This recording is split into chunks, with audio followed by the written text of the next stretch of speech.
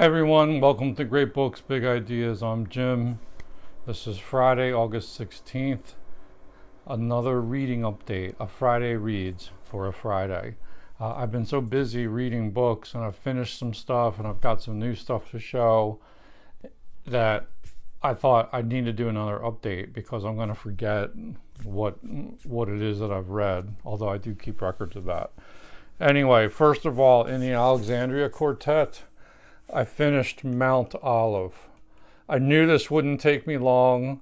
This is Lawrence Durrell's Alexandria Quartet. This is a box set that I have, and I also have a paperback box set of that. I'll show you someday. But anyway, another terrific book by him. This one was featuring a British diplomat. He becomes eventually becomes ambassador in Alexandria, working with in Egypt, and he had this affair with this woman whose family is kind of embroiled in some shenanigans, some plots, some intrigue. It sort of turns into almost like a spy type of plot, or just kind of diplomatic intrigue type of plot. And you also, though, encounter all these characters from the earlier books, so Justine and Balthazar, but you're seeing it mostly through the eyes of Mountolive, although the point of view does shift a little bit here and there in different chapters. So it's also about these brothers Nassim and Naruz, who are the sons of the woman that Mountolive had the affair with. But boy, there's some really interesting plot twists and turns and some setting shifts, and I just thoroughly enjoy Lawrence Durrell. What can I say? I love his style. He's like, it's like butter for me.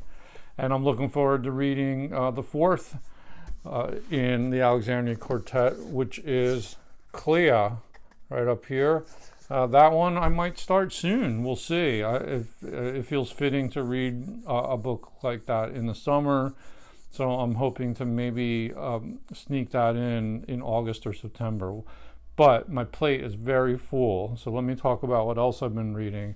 I finished reading Timon of Athens, the play by Shakespeare. I mentioned this in a previous update, that I wanted to get to this because I was reading the biography of Antony in Plutarch's Lives, and there was this side story about Timon of Athens, and he became this misanthrope. Well, it didn't take me long to get through that play by Shakespeare. It took me a day or two. Read it in the mornings, and even I want to do a video on this, so I'm not going to spend a lot of time reacting to it. But even though it's one of Shakespeare's least read plays, I think it's got a lot of worth to it. It's also most likely a collaboratively written play. Shakespeare and Thomas Middleton seem to have had a hand in it. Middleton perhaps wrote about a third of the play, and Shakespeare wrote maybe 2/3 of it. It's understandable why it's not one of his more popular plays, but that doesn't mean it's a bad play. It's actually a very, very interesting play. But I'll save my comments for another day because I do want to do some kind of a reaction or review video on that. What else? I read this book in a day. That's Haiku Mind, 108 Poems to Cultivate Awareness and Open Your Heart by Patricia Donegan. And this I found at the Unionville High School book sale back in the early spring. It may have even been in February. And it's been sitting in the burgeoning bag of books I've acquired this year. And I thought, let's give this a read. It's basically it's an anthology of haiku from the haiku masters in Japan, but also contemporary haiku, and it's diverse. It goes, across different nationalities. Primarily, it's Japanese and American, some Canadians, and a few Europeans, but it's primarily just an anthology of really good haiku. But then she also adds, she kind of assigns them like a topic, and then she'll give you the haiku, and then she'll comment on it. And the commentary sometimes comments or responds directly to the poem, but in a lot of cases she just riffs off of like the theme that she feels that the poem touches on. And I enjoyed the haiku more than her commentary, but I think a lot of people would enjoy her commentary on it. I'm not really criticizing it that heavily, but I just enjoyed the haiku so much that that's what I was focusing on.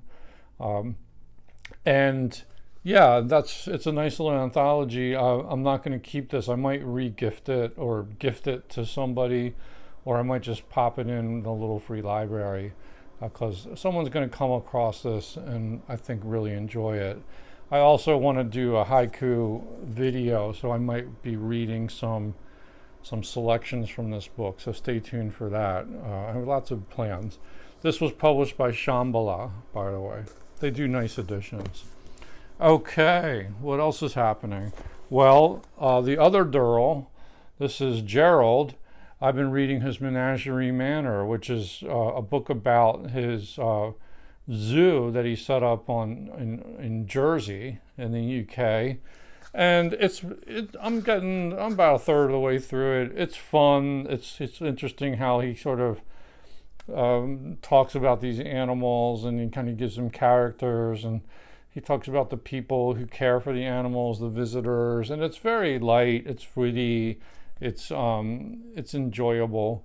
I'll keep going through it. I'm not blown away by it, but it's actually a fun read, and yeah, I'm enjoying it. So this is a Penguin edition, and yeah, it's going well. Menagerie Manor. I'll have more to say about that probably when I finish it. I've also been dipping back into The Rebels by John Jakes.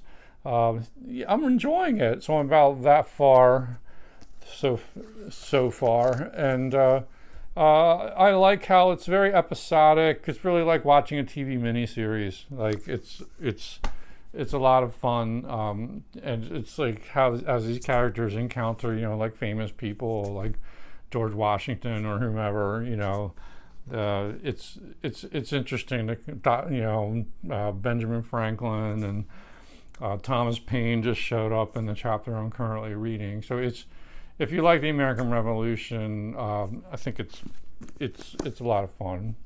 There is definitely some violent scenes, some disturbing scenes. He doesn't really shy away from slavery, and there's sexual violence in here. So it might not be for everybody, but I think he's just trying to tell us a true historical fiction story, as it were, and sort of looking at how these American colonies were emerging into a nation during the Revolution. So I'll keep going with that. I've also headed back into Aristotle's Metaphysics, a little bit of light reading, right? And I think I've up to book 6. I'm in book 6 of this. The books in there are like chapters. This seems very foundational to me, this book. It's really laying out a lot of terms that philosophers still grapple with today. And I'll let you know how it goes. But I read a little bit at a time, and it's fun. Still reading my Finnegan's Wake occasionally in the evenings on my e-reader. That's going okay. I mean, what can you say about Finnegan's Wake? It's just kind of like a puzzle. But I do have that skeleton key to Finnegan's Wake, so I have that at my side if I want to get a little bit of an anchor to figure out what's going on. But I'm just letting that like trickle down over me, and we'll see how much sticks. It's my second read through of Finnegan's Wake, and this one is like a little more fun to read this time. I found a couple things in the little free library. Like, we can talk about that.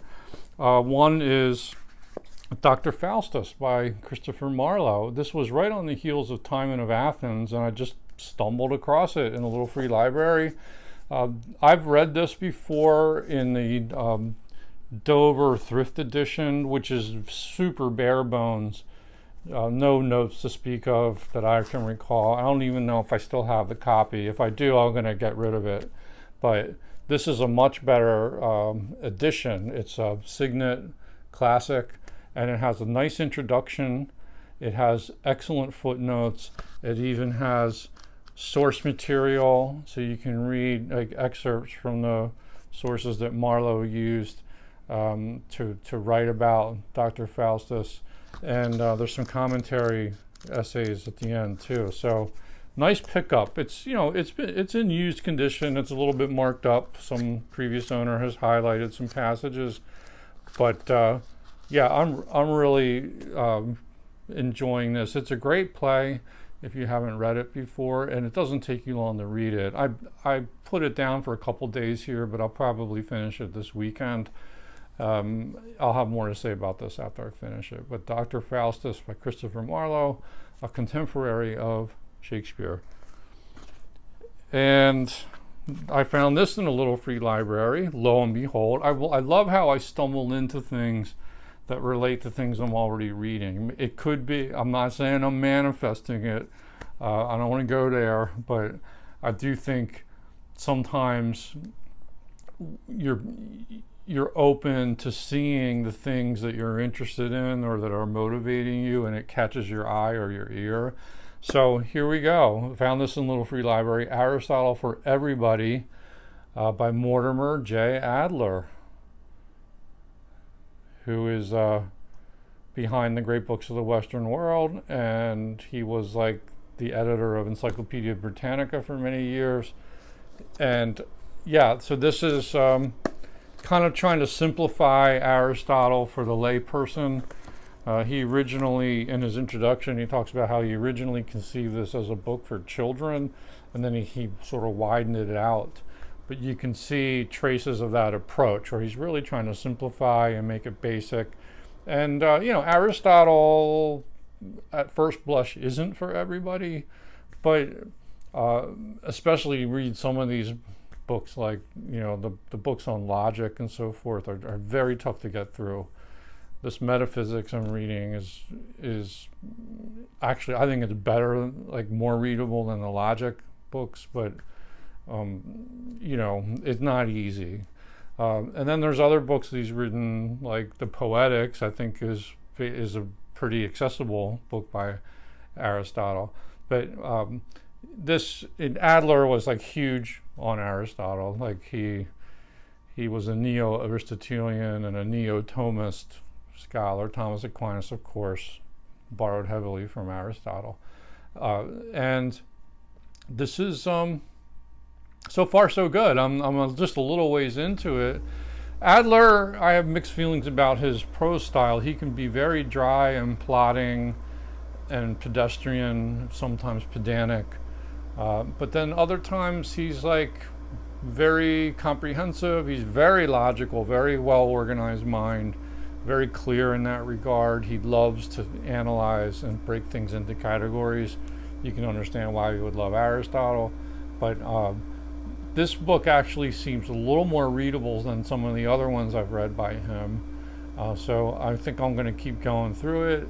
And since I'm actively reading Aristotle again, and it's not too long, this won't be a keeper, not in the best condition, but nice little mass market paperback.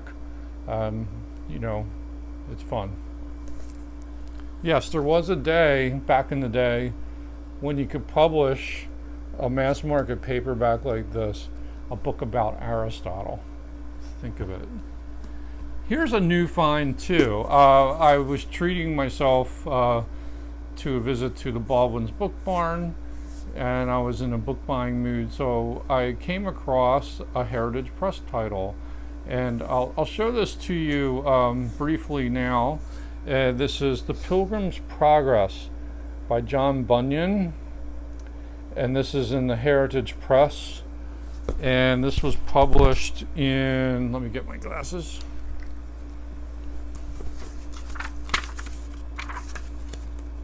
Well, here's the title page and the illustration. One reason I got this was because the illustrations are by William Blake.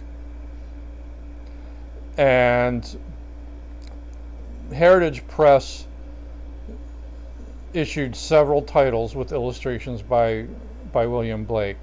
A couple that I have off the top of my head are The Divine Comedy by Dante, that has illustrations by Blake, and Paradise Lost by John Milton has some very good illustrations by William Blake, and there are others. So credit to Heritage Press for realizing, that William Blake was this major artist, and they were using these illustrations in their editions. This was published, I think, in the 40s. Let me just get a 1942, and we'll do a little book tour of this maybe after I finish it. It did come in a slipcase, and it came with the Sandglass, their little insert that came when the subscribers would get these books. So I'm about 44 pages into it. This is a book that I've tried to read before. I had a Penguin Classics edition that was like a hand-me-down from my mom.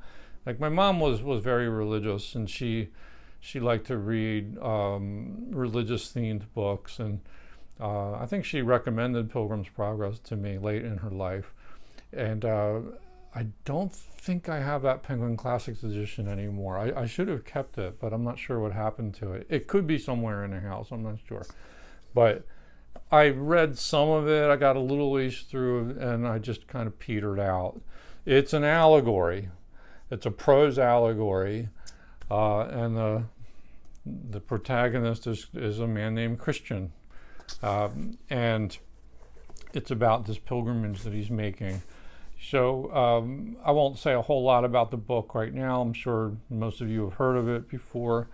But in this read through, and this could be just the presentation, it's nice big type, it's easy to read, it's well laid out. I like the Blake illustrations quite a bit. These are, I think, are watercolors. And it's got a nice title. A nice front cover. I think sometimes this happens with reading these Heritage Press books, is just a really kind of enjoyable to hold in your hands and to read. So that's helping me get through Pilgrim's Progress. I'm 44 pages through, and it's actually not bad at all. It's sort of a cool story. And I'm a little more open to allegory too, because I read a very famous work of literary criticism, literary theory, by, I think his name's Angus Fletcher, not the currently alive Angus Fletcher, who's also a popular critic and YouTuber. I've seen his videos on YouTube.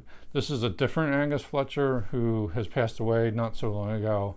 And he wrote this book in the 60s on allegory, which is, I can't imagine a better book about allegory and explaining what that's all about and the history of it. It's a great book. Maybe I'll cover it someday on the channel. But that got me a little more open and interested in reading allegories. So, yeah, so that's going pretty well. The one drawback of this, though, is it's a bit musty, and I don't know if you can see, but you got some staining here. So it wasn't in the best condition. Look at that. I'm sure that you're going to see that. And what I'm trying to do is ventilate it, air it out, and we'll try to treat it. I've had worse, more musty books, but this one is definitely not in the best condition. But I bought it anyway because I was like in the mood to get something, and the William Blake was a great selling point for me. It was an okay price too. Didn't break the budget, but I wish it was in better condition. Anyway. So that's another thing I'm reading.